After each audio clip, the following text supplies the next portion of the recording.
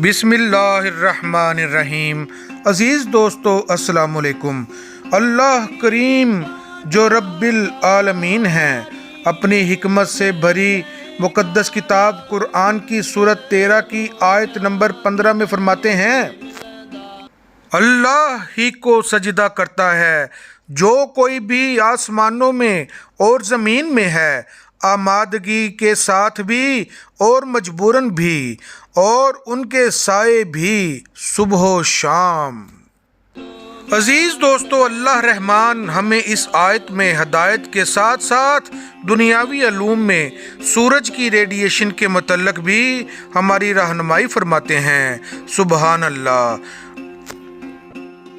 عزیز دوستو، اس آیت میں ایک لفظ ظلالہم آیا ہے، جس کے لفظی مطلب ہیں خدا کا عذاب جو بادلوں سے آیا ہو، موجیں جیسے پانی کی موجیں، اور سائبان جیسے آگ کا سائبان ہو، اور ناخوشگواری اور سائبان کی طرح چھا جانے والا عذاب بھی ہے۔ اور یہ اس طرف اشارہ ہے کہ ریڈیشن زمین کے ایٹماسفیئر سے زمین میں لہروں کی صورت داخل ہوتی ہیں، اور ان ریڈیشن کے سخت نقصانات ہیں، اور یہ سورج جو آگ ہے وہاں سے چلتی ہیں۔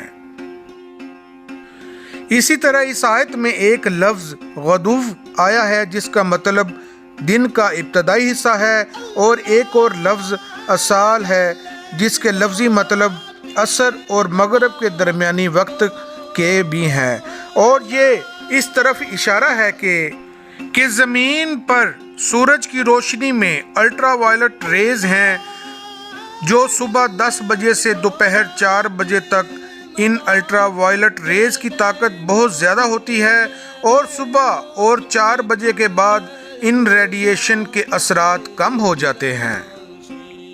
عزیز دوستو، عظیم قرآن کی سورت 25 کی آیت نمبر 45 ہمیں ان ریڈیشن کے منبع کی طرف اشارہ فرماتی ہے، اور اس آیت میں یوں ارشاد ہوا ہے، کیا آپ نے نہیں دیکھا کہ آپ کے رب نے سائے کو کس طرح پھیلا دیا ہے؟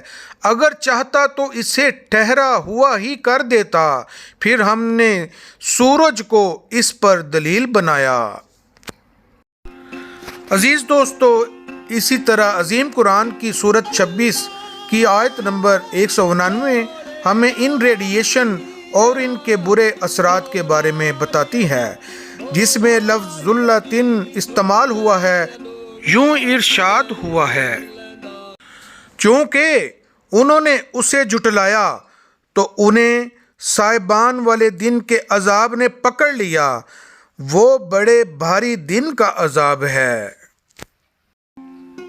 عزیز دوستو، آئیے دیکھتے ہیں کہ جدید علم ہمیں سن ریڈیشن کے متعلق کیا بتاتا ہے۔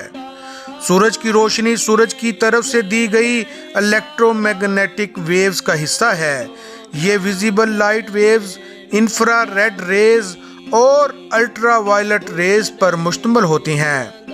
سورج کی ویزیبل روشنی زمین کے ایٹماسفیئر میں پھیل جاتی ہیں۔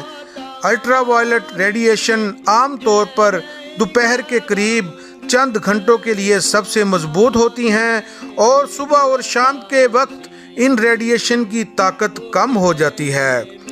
سورج کی زیادہ سے زیادہ نمائش جلد کے مختلف کیسز، موتیا اور آنکھوں کی دیگر بیماریوں کا سبب بنتی ہیں۔ دوپہر کے وقت سورج کی روشنی میں رہنے سے جلد کی عمر بڑھ جاتی ہے، اور متعدی بیماریوں کے خلاف مزاحمت کرنے کی صلاحیت بری طرح متاثر ہوتی ہے۔ ویکسینیشن پروگراموں کی تاثیر کو بھی ریڈیشن بری طرح اثر انداز کر سکتی ہیں۔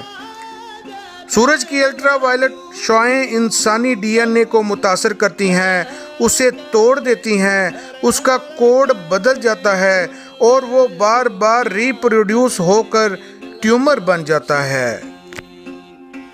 چنانچہ عزیز دوستو، اللہ رحیم اپنے بندوں پر کرم فرماتے ہوئے قرآن میں دنیاوی علوم کی طرف رہنمائی فرماتے ہیں، تاکہ تمام دنیا کے لوگ اپنی زندگیوں کو صحت مند طریقے سے گزار سکیں۔ بے شک اللہ کریم اور رحیم اور سچے مالک ہیں، اور قرآن حکیم سچا کلام ہے، اور آخرت اور روز محشر بھی سچ ہے۔ اس لیے ہمیں اچھے اعمال کر کے اپنی آخرت کو اچھا کرنا چاہیے۔ اللہ آپ سب کو اپنا سچا غلام بنا لے۔ اللہ حافظ۔